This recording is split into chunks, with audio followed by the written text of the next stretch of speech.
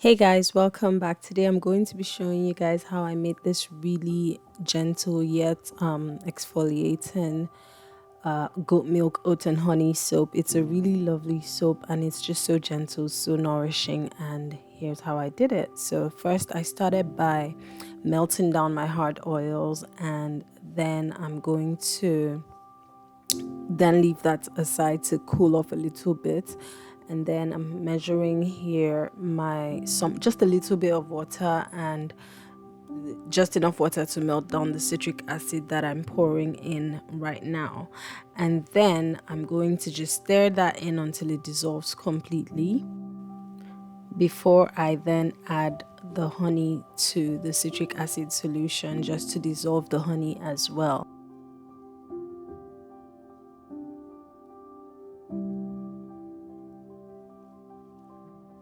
By using this method, I find that everything really incorporates very well, and then it also helps to prevent my soap from turning too brownish. It just really helps the soap look really nice. As you know, with goat milk soaps, you can have a really bad gel phase, and so this method just helps in every way to just make your soap look more creamy in the end.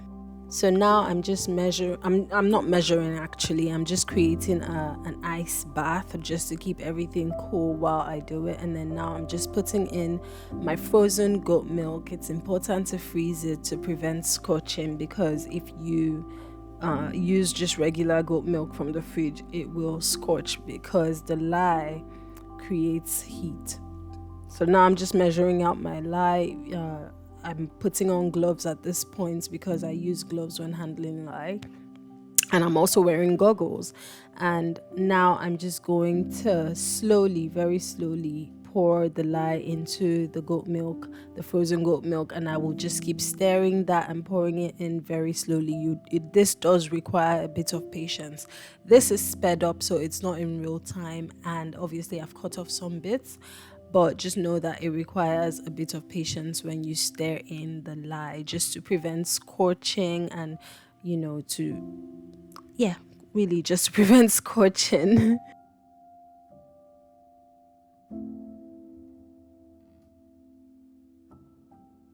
At this point, can I just remind you to please subscribe to my channel if you haven't already, and hit the like button, and leave a comment below to just let me know you've stopped by. Yeah, thank you for being here. Actually, it does mean a lot to me that people deem my channel worthy to even watch. So thank you for being here.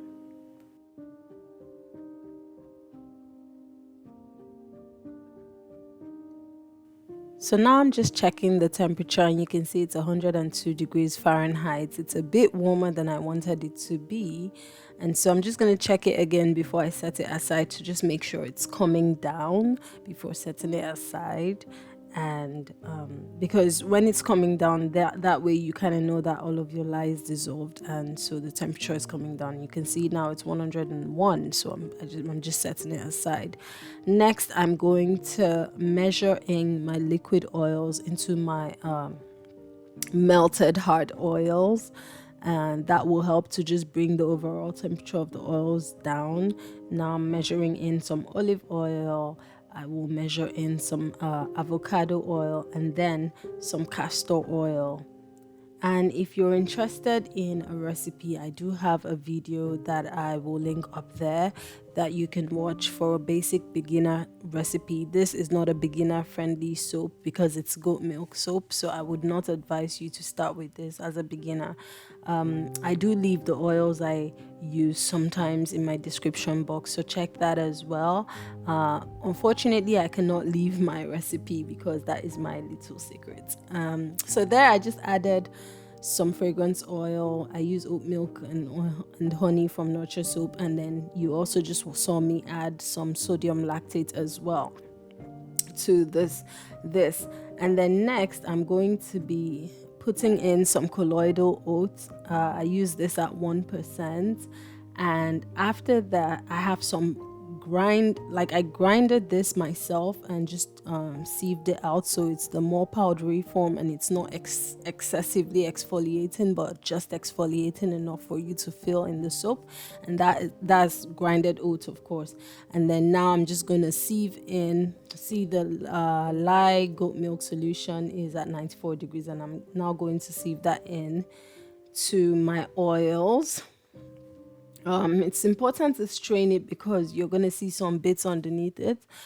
Honestly, I'm going to try doing an experiment where I'm just going to pour everything in, because a little tiny bit of it got into my soap and I didn't really see a difference. At the end of the day, I think the hard bits are just little soap particles from the lye already mixing with the fats in the milk. So I really don't think it's going to be harmful in the overall soap. Really, I don't even think it changes anything. So next time I'm probably going to just try putting in everything and just see how that works in the soap. So now I am just going to blend away. Oh yes, and I added my citric acid and honey solution as well. And I'm just going to blend away, and this is every soap is my best soap. It's so interesting. Every soap is my best soap, but this soap is one that I just really love. It's just so yummy. There's just all that temptation to bite into it.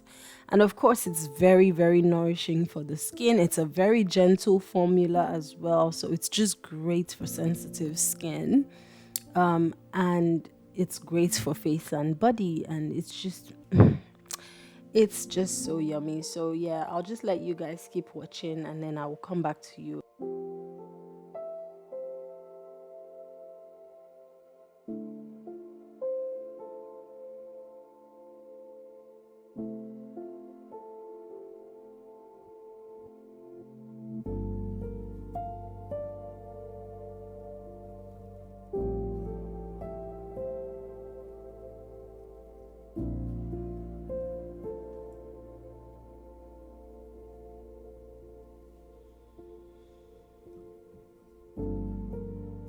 Also, I'm inching closer and closer to 1,000 subscribers, and I am all giddy. So I promise you guys, my next soap is hopefully going to be it will be a really nice design. I'm planning something. I just want something more colorful because I know I've been doing rather boring stuff lately.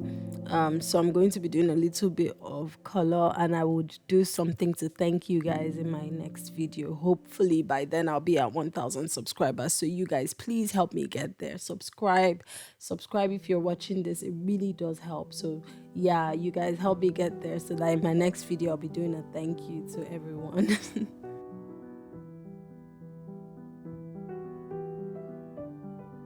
Here I'm just showing you guys just how gorgeous this soap is. I really do love it.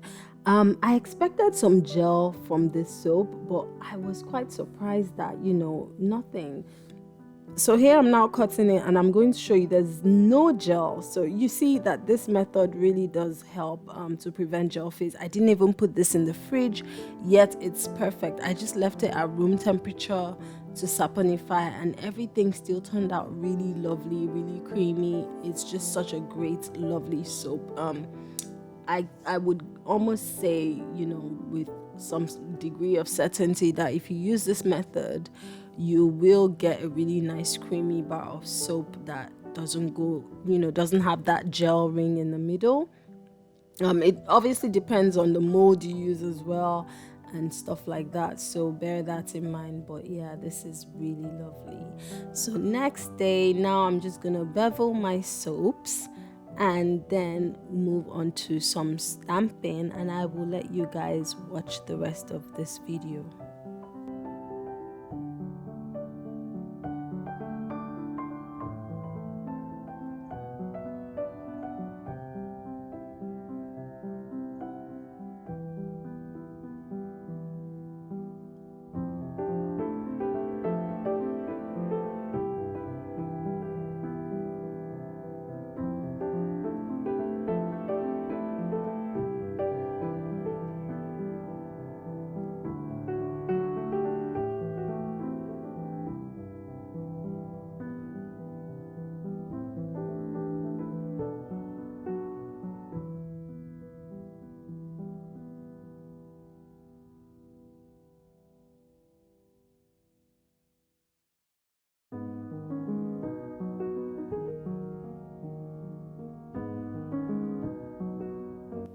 So thank you guys for watching, and see you in my next video.